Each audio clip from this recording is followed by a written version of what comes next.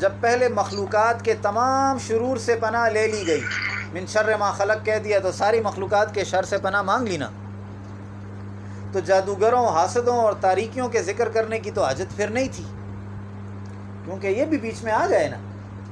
پھر ان چیزوں کو کیوں ذکر فرمایا؟ یہ سوال ہے۔ اس کا جواب یہ ہے کہ دیگر مخلوقات کا شر بالکل ظاہر اور واضح ہے، باقی ساری مخلوقات کا شر ظاہر ہے، لیکن یہ جو 3 شر ہیں نا، تاریکی کا شر، جادو کا شر اور حسد کا شر، یہ چھپے ہوتے ہیں، پوشیدہ ہیں، غیر واضح ہیں۔ اور پوشیدہ چیز کا شر جو ہے وہ ظاہری چیز کے شر سے زیادہ خطرناک ہوتا ہے۔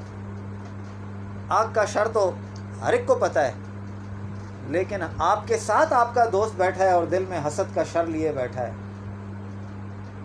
تو آپ کو کیا پتہ ہے؟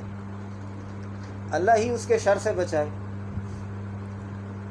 تو پوشیدہ شر ظاہری شر سے زیادہ سخت ہوتا ہے، اس لیے خاص طور پر ان 3 چیزوں کا ذکر کیا ہے، باوجود اس کے کہ پہلے ان سب چیزوں کو شامل کر لیا تھا۔